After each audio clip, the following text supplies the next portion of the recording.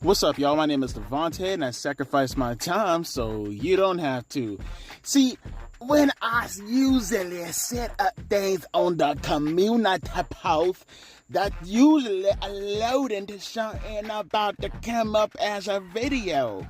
That's my hillbilly Florida man talk for you right there, right? That was fucking horrible. But yeah, I want to do a scary gimmick tier list. You know, I haven't done these tier list thing in a minute, or tier lists in a minute, I guess. And I told you guys last week that I was going to do a tier list because, well, I just want to.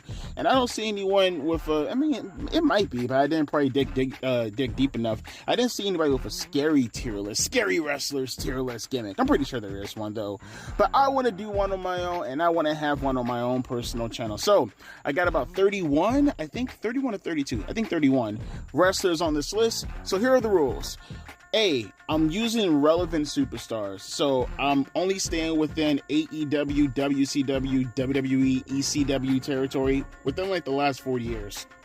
So if you don't hear anybody like, you know, like King Curtis, or, you know, for an example, who's another one? Archie the Stumper, or I think it was just the Stumper. You don't hear like the original Sheik or Abdullah the Butcher, or, you know, maybe even, Bruiser Brody or something like that. You know, I'm trying to stay a little bit relevant for the kids. You know, I don't think they recognize how scary those people are, and they might ask a bunch of questions. Maybe they do. I don't know. But I don't think the vast majority of people are going to really understand, you know, why is Abdullah the Butcher with a fucking fork super scary. It's a lot easier just to stay a little bit relevant. Number two. Well, I forgot what I was gonna say. Oh yeah, no goofy gimmicks. So like, even though they're scary, I don't want to touch them because again, they're not taken seriously. So for an example, like Danhausen, no, he's not on this list. Or like the Dark Order, no, he's not on this list, or they're not on this list. Or like the Zombie for ECW, rest in peace. No, they're not on this list either, right? And number three, I'm trying to stay away from ambiguous, you know, questionable. Like I want it to be legitimately, they're either psychotic, they're either dark, or they're just straight out fucking scary. You know, that's what I'm focusing on. So if you don't see people on the list like Victoria, for an example, you know, it's ambiguous. You know, it's like you can make an argument, and you can even say something like Andre the Giant, or like to a lesser degree, one may argue psychotic, you know, AJ Lee, right? Or Mickey James. I can see the arguments, but I'm trying to stay, you know, as close to priority as humanly fucking possible, right? If that makes any sense. So with that being said, let's get started with the list. By the way, it's going to report card structure for some of you British folks out there, or you international folks. We're going with the United States report card because we fucking rule. Sting, obviously. I'm not going off of also like the success of the person. So like if you see we'll see when we get there, but like I'm going off of the effectiveness of the character, not how, you know, popular the person was necessarily, or like, you know, how many titles they won. It's like strictly, you know, how effective was their character and their gimmick. And Sting, obviously, he fits that mode. I don't know how to, you know, I mean, granted, you can argue that Sting more or less, you know, took his gimmick from a movie. I mean, it was based off The Crow, but he made it his own. You know, he's been rocking it for nearly 30 years now, and he made it his own. You know, the silent but violent type, you know, very brooding. I wouldn't even be surprised if there's a lot of school shooters out there who got influenced by Sting because they thought Sting was based. Let's see. Kane. Kane's gonna get an A too. Obviously. He's fucking Kane. Yeah, I used to see 2 photos from my community post. I'm a lazy motherfucker. Bear with me. But Kane, iconic character. One of the best, scary, intimidating gimmicks of all time. Obviously, you look at Kane, the immediate thought is Michael Myers. You know, some may argue Jason. I always thought Kane mimicked Jason a hell of a lot more than Michael Myers. It could just be me. I know, you know, he does a little setup shit, but I think because, like, if you watch Jason and Michael Myers, I always thought Jason favored Kane more than Michael. I don't know, just my opinion though, but I can see Michael Myers too, obviously. The Boogeyman, I mean, I'll put my personal bias to the side because I thought the Boogeyman was absolutely fucking garbage, but I don't think he was an absolute fail. I'll give him a D. I thought when Boogeyman first, I think I told this story before, but when I was seeing the vignettes for the Boogeyman coming, I'm the Boogeyman, and I'm coming to get you. I thought he was going to be feuding with the Undertaker. That's what I thought they were going to do. I thought they were going to take him just like they took Mordecai. Speaking of Mordecai, we'll be talking about him next. And I thought that they were going to build him up in order to be a guy to feud with the Undertaker. Unbeknownst to me, they were going to turn him into a fucking goofball and feeding people worms, which was fucking stupid. So I'll give him a D. Not to mention, I could be wrong. I don't think Boogeyman has ever won a title. I don't even think he even fought for a title. As a matter of fact, how long was Boogeyman even around for on television? I feel like he was around for like maybe 3 or 4 years before they stopped using him. I don't remember him past like 2009, maybe 08. But regardless though, let's continue on. Kevin Thorne, Mordecai. Both gimmicks were fucking failures. Do I want to give him an F though? I feel kind of bad. I heard he got raped. Does that make any sense? Yeah, I know that's random as fuck, but I heard he got raped. Yeah, I gotta give him an F though. He didn't really do anything. I doubt you guys even know who the fuck Kevin Thorne is. You know what I mean? I mean, maybe some of you guys who were like born in the mid 90s at the very least know who Kevin Thorne is if you grew up watching ECW back in the mid 2000s. But yeah, Kevin Thorne, his girlfriend Ariel was fucking hot as shit, but outside of that, both gimmicks fucking sucked. Mordecai, I thought he had a badass theme song, but Mordecai and Kevin Thorne both fucking failed. Gangrel, which I'm going to include also. You can take in the Brood with Edge and Christian if you want to and kind of include them within that. I'm going to do the same thing for multiple people throughout the list also. But Gangrel, the Brood, I thought they were effective. I'll give them a C. I thought the Brood were effective. I thought they got their blood, their point across. The bloodbath. The freaks come out at nights. The brooding theme song. Down, down, down, down, down, down, down, down, down. And then Edge and Christian sometimes coming through the crowd, and they were supposed to do this whole little golf. Believe it or not, I think people always get it misconstrued. The Brood weren't supposed to be vampires. I mean, Gangrel, you can argue, but they were supposed to be goths. They were trying to capitalize off that whole goth shit back in the mid to late 90s because of The Craft, that movie with Nev Campbell. Great fucking movie, by the way. That's my mom's favorite movie. Or Charmed, that series. It was a bunch of witch stuff going on at the time. Buffy the Vampire Slayer, that kind of shit. But apparently they were capitalizing off of that. I know people usually call them vampires, but in reality they're goths. The Undertaker. I mean, come on. What the fuck? If I had an S tier, obviously. I mean, if I had an S tier, all three of them would be an S tier. But yeah, Undertaker's Undertaker. What the fuck do I have to say? I don't have to talk. I mean, it's the Undertaker. What do I, right? Do I have to go on? It's the Undertaker. Mankind.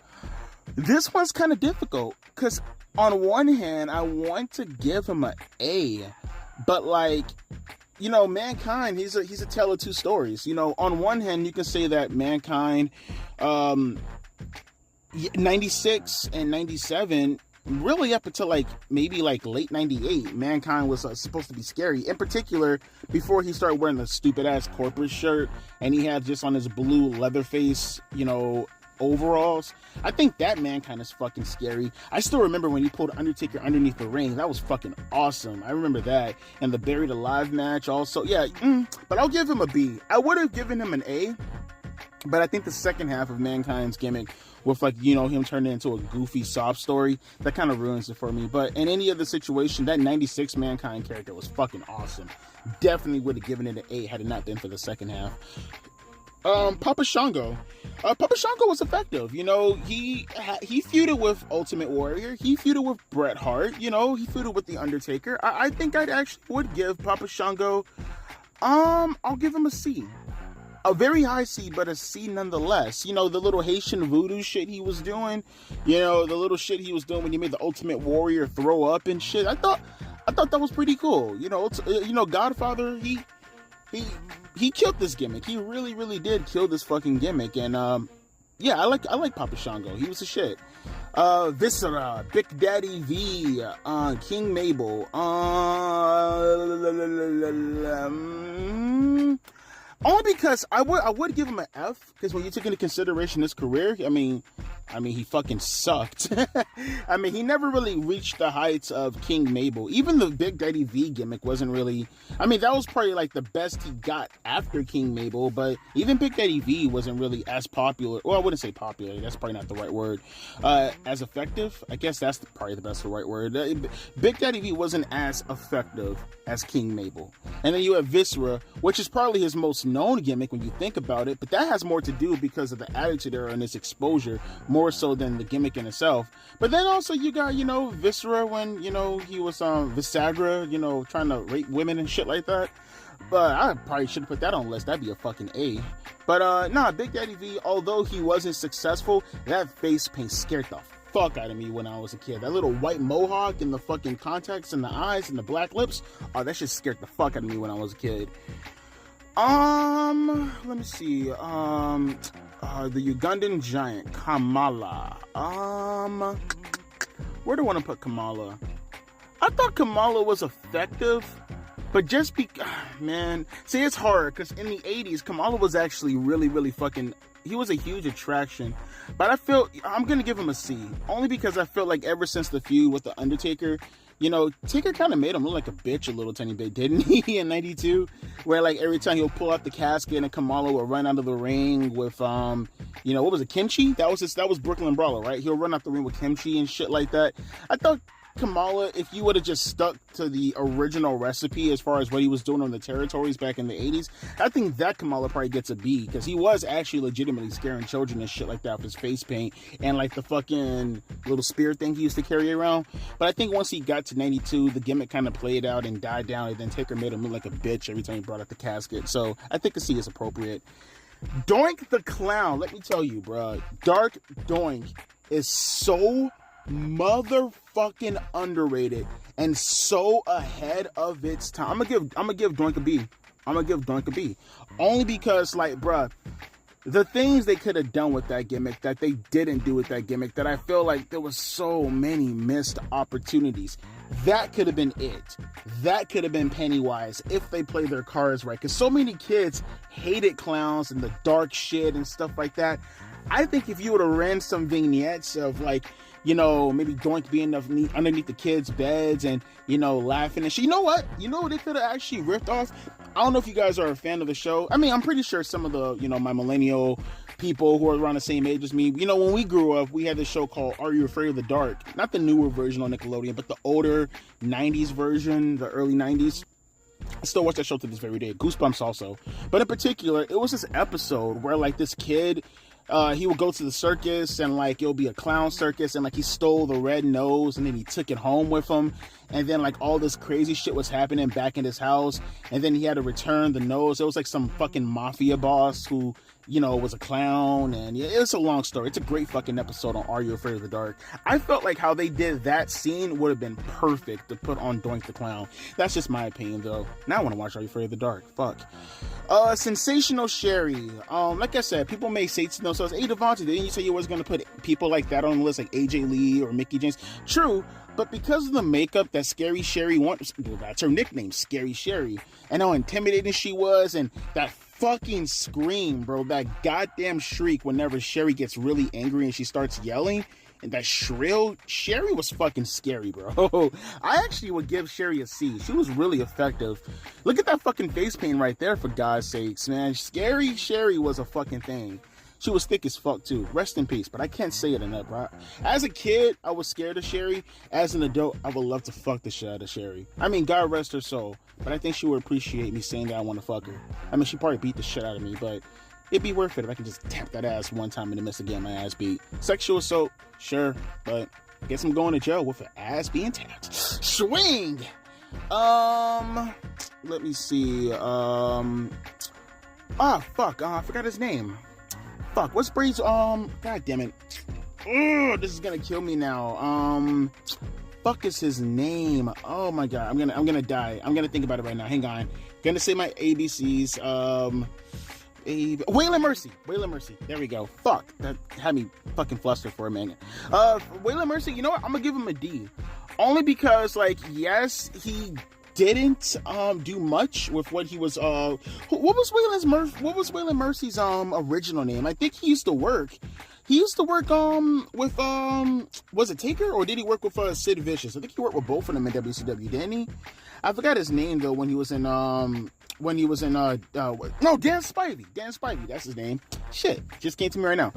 But Waylon Mercy was highly influential as far as a character is considered. I mean, obviously, you look at someone like Bray Wyatt, that's the first name that comes out. But he's kind of like Doink the Clown in the sense of, like, if they would have just took more of what, Waylon Mercy brought to the table, I feel like that's like, I don't know, there's a lot that you could have got out of that character had you actually, if you actually played up the inspiration. Because I think he, what was the character? I think it was, De Niro's character from, shit, I just watched that movie a couple years ago. It's Cape Fear, right? Cape Fear, I think he got the influence from.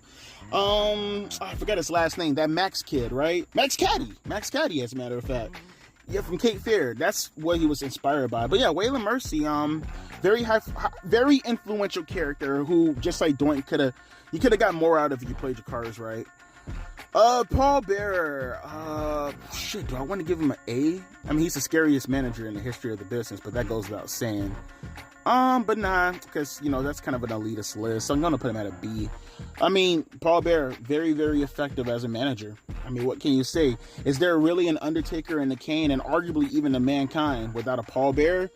Not too sure about that. The whole and the fucking urn, and the fact that he legitimately was a pallbearer. I don't know if anyone knows that. Pallbearer, his legitimate occupation was being a pallbearer. Was he a pallbearer, or was he just a mortician in general? I don't know. Because I know when they did the whole scene with Taker trying to embalm Austin, I gotta go look it up. I could have sworn someone said legitimately that was Paul Bearer's funeral parlor. Which, by the way, was a segment that he ran also with Taker back in the days. But I think the whole embalming thing with Austin, that place where they try to embalm Austin at, I think that legitimately was Paul's place. I gotta go look at the information. I forgot the story, but I think I got it right. I could be wrong, though. Bray Wyatt. I'm gonna give him an A. I know most people are going to probably be like, Devontae, but don't you bury him all the time as far as, like, you felt about his career? Yes, but when you take into context all the things that Bray was transitioning through and switching up his character, and the fact that he had a legitimate scary character, whether it was Bray Wyatt, which, again, I kind of feel to a lesser degree compared to, like, a Waylon Mercy, who he was inspired by, or a Doink the Clown, Bray Wyatt did get the opportunity to do multiple things, but I still felt like you didn't reach the fullest potential of what a Bray Wyatt could have brought to the table. And then obviously the Fiend gimmick, it's not one of those things, Bray's no longer with us and therefore he gets an A.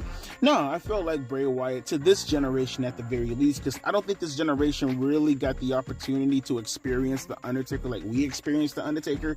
That was the closest thing that they had to an Undertaker. So I look at that and I say to myself, Bray's done enough as far as his career is considered to establish that character. Like I said in the beginning, I'm not gonna, I'm not basing this based off of championship accomplishments. I'm basing it off the effectiveness of the character in itself. And I thought Bray did an excellent job as far as, establishing that original, cult leader Bray Wyatt gimmick and the Fiend eventually. Vampiro. You know what? Damn, he did a feud with Sting for a little bit though, in that graveyard match and shit like that. And he did his thing in AAA for a little bit. I forgot, what was that MTV wrestling show? Was it Wrestling X, right? On MTV back in like the mid 2000s. The casket matches in Mexico, I'll give him a D. I'll give Vampiro a D. I felt that he had a dark gimmick, but the only reason why I wouldn't give him a C at the very least, I don't think he ever legitimately played into the character as is. If anything, even with this, like, dark gimmick and the ghostly mask, I always felt like Vampiro acted more, I'm not calling him a clown, but I kind of felt like he acted more like a mischievous clown or maybe a mime than he ever did, like, a ghoul or anything like that. Actually, I think he's friends with Insane Clown Posse, right? I think they actually did a couple of stuff with them in WCW. So, I think he's actually good friends with them. So, I hope he's doing okay too. I heard Vampiro is going through, was he going through Alzheimer's right now or dementia or something like that? I heard a couple of years ago. So, I hope he's doing fine right now. Jake the Snake Roberts.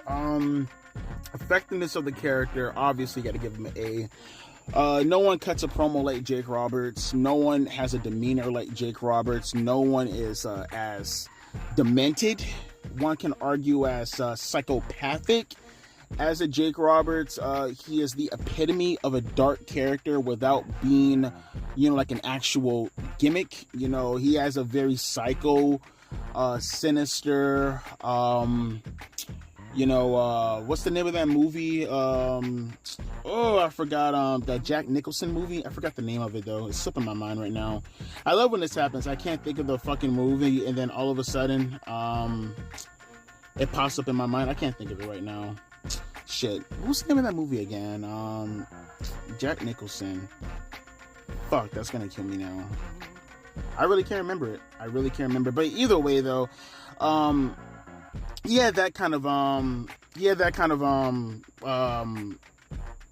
want to say, I think machismo is the wrong word for it.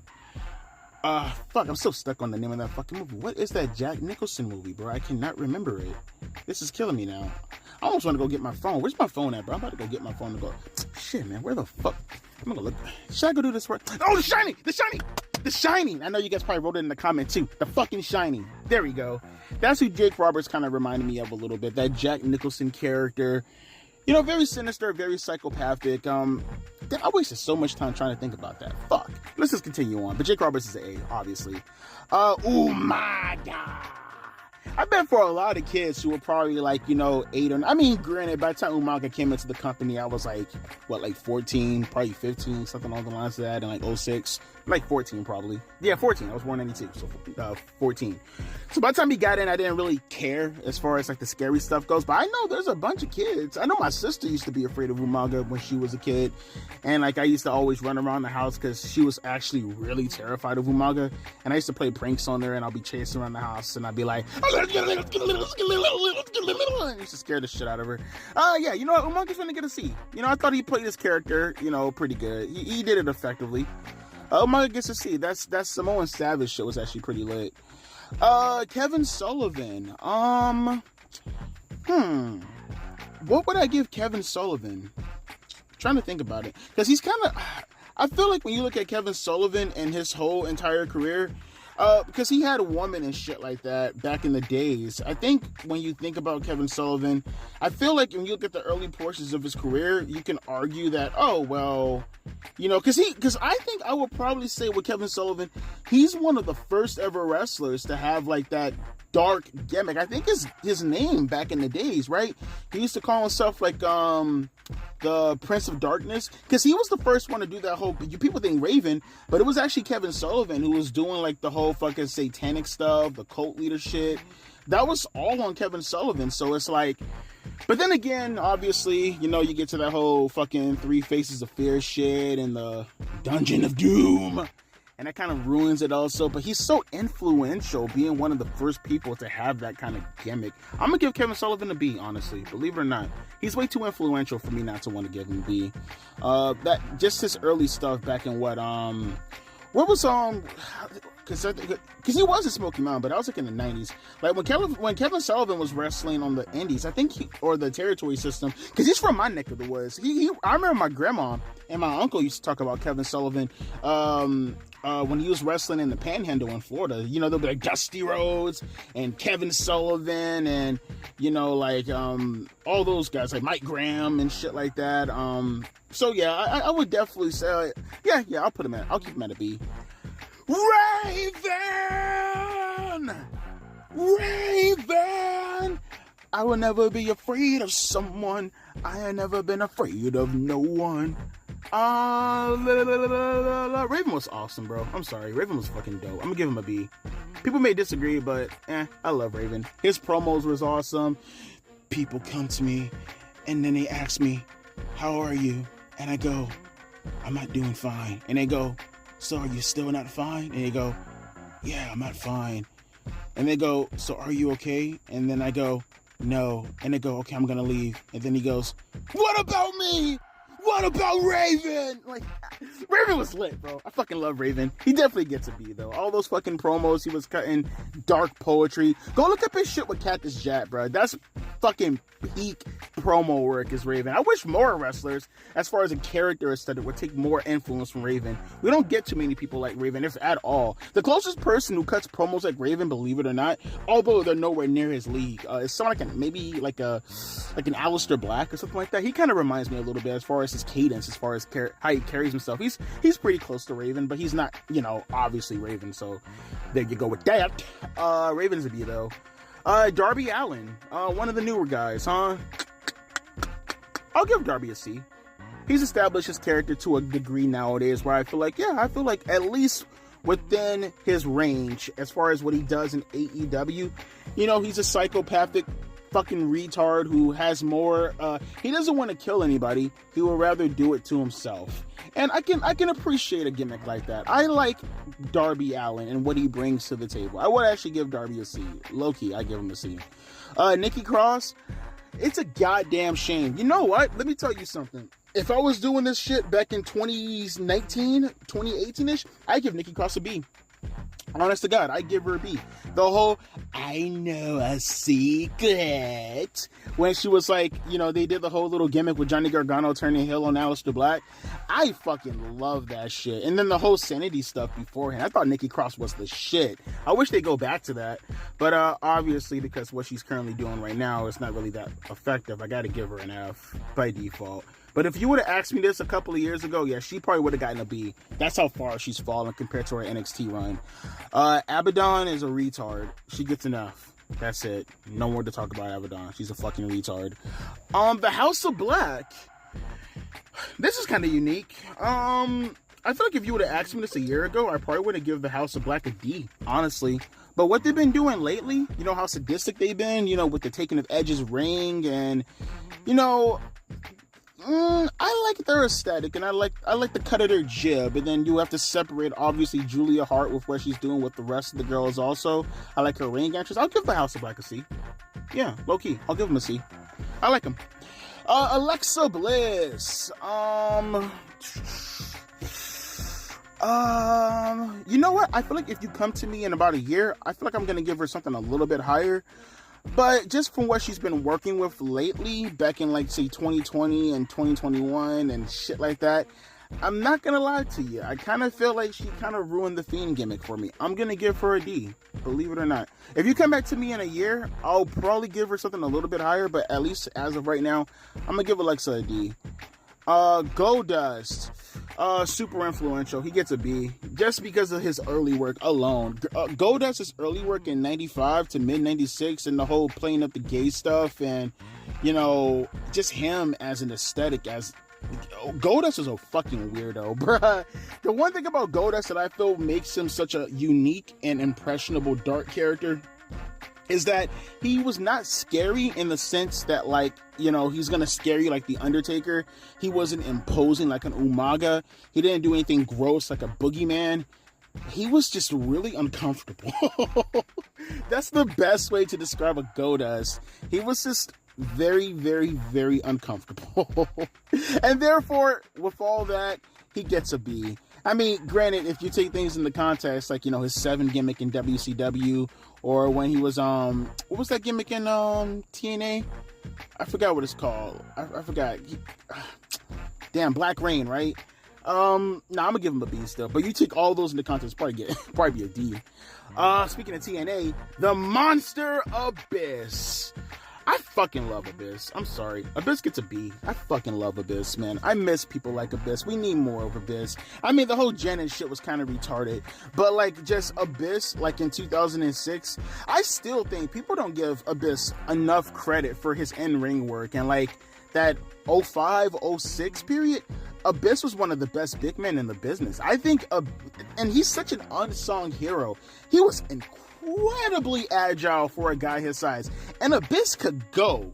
Abyss was very, very, very, very good for a man his size, and people don't talk about it that much because obviously It's 20 years almost. Like, God damn it, this was almost 20 years ago, huh? I guess it was 20 years ago at this point. He came out like in what, 04, 05? But yeah, he doesn't get enough credit for how fucking crazy and unique and scary. He was like Mankind if he hit the gym. I don't know. Abyss was awesome though, man. And you know, I just wish he got more credit for his work, because Abyss he was gold, man. He was gold. Dexter Lumis, F. I like his character, but we have not seen much of it since, and he hasn't really done much. I know he's a serial killer. That's supposed to be the whole gimmick, but we haven't seen much of him for me to want to give him a higher grade. So, yeah, gets an F. Snitsky, let me kiss your feet.